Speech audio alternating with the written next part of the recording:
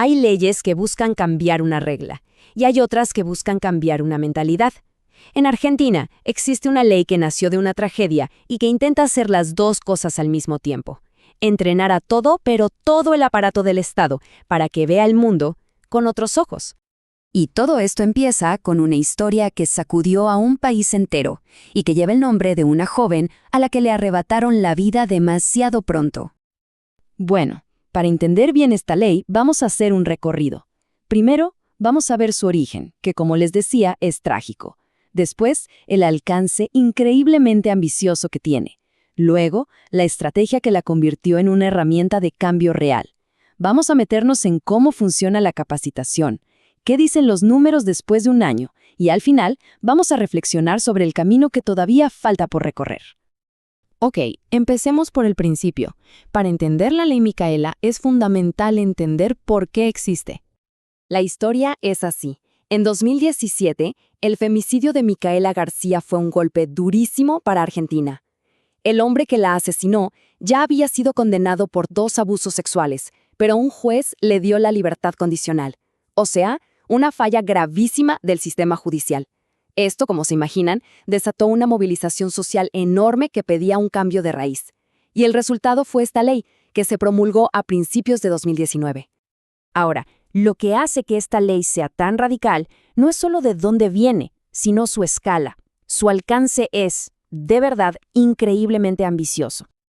La ley Micaela parece simple, pero es monumental. Exige que todas, absolutamente todas las personas que trabajan en el sector público, sin importar el cargo o la jerarquía, desde un empleado administrativo hasta la presidencia de la nación, reciban capacitación obligatoria sobre género y violencia de género. Pero ojo, el objetivo va mucho más allá de un simple curso. La idea de fondo es reconfigurar cómo funciona el Estado. Se trata de asegurar que cada decisión, cada política pública y cada intervención que se haga con perspectiva de género. Busca, en esencia, desmantelar activamente las estructuras que generan desigualdad. Pero bueno, tener una ley escrita es una cosa, y que tenga impacto es otra muy distinta. La forma en que se empezó a implementar cambió por completo el juego, y acá es donde la historia se pone realmente interesante. A partir de fines de 2019, la nueva gestión de gobierno replanteó la ley. Ya no era solo una obligación que había que cumplir. La empezaron a ver como lo que dice esta cita, una llave. Una herramienta activa para abrir puertas, para generar cambios y para desafiar una cultura muy, muy arraigada. Y esta comparación lo deja clarísimo. El primer año la implementación fue, digamos, más pasiva. El foco estaba en certificar cursos y solo se capacitaron 165 agentes. El nuevo enfoque fue de arriba hacia abajo. ¿Qué hicieron? La primera capacitación fue para el presidente y todo su gabinete. El mensaje era contundente. Esto es una prioridad de Estado. Entonces, ¿cómo es esta capacitación que busca transformar al Estado desde adentro? ¿Qué tiene de especial? A ver, lo interesante acá es que no es la típica presentación de PowerPoint. El enfoque es mucho más profundo. Se usan pedagogías feministas para que la gente reflexione sobre sus propios prejuicios.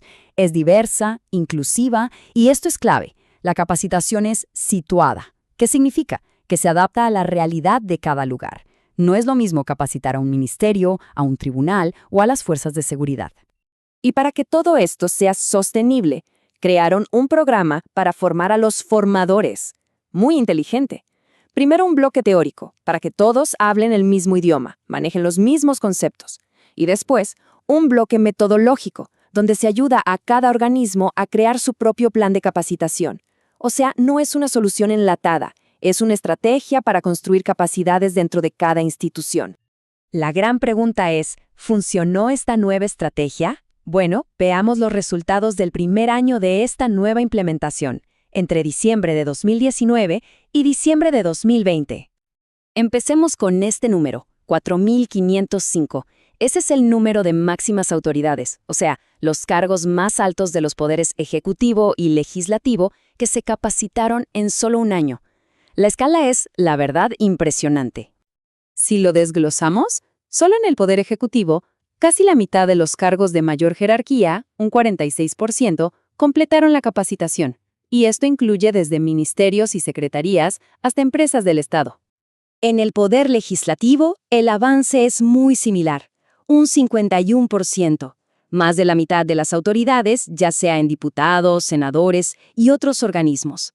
O sea, vemos un compromiso claro en los dos poderes que diseñan y ejecutan las políticas del país. Pero acá la historia da un giro dramático. Mientras los poderes ejecutivo y legislativo avanzaban a toda máquina, el informe oficial es lapidario con el tercer poder. Dice textualmente que no se han podido concretar instancias de capacitación a las altas autoridades del Poder Judicial y aclara que fue a pesar de haberlo intentado varias veces. La ironía es tremenda. El poder del Estado cuya falla inspiró esta ley fue el único que, a nivel de sus máximas autoridades, no la implementó durante este primer año clave. Y esto nos lleva a la reflexión final, sobre el significado más profundo de esta ley y los enormes desafíos que todavía persisten. Al final, el informe deja una idea muy poderosa. La capacitación no es el fin en sí mismo, sino el medio. Es la herramienta que se eligió para desarmar, pieza por pieza, esas estructuras culturales y políticas que permiten que la violencia de género exista y se sostenga en el tiempo. Lo que los deja con la pregunta fundamental que plantea todo este proyecto tan ambicioso. El Estado argentino está intentando responderla a una escala masiva. Y los primeros resultados nos muestran un progreso increíble, pero también obstáculos gigantes.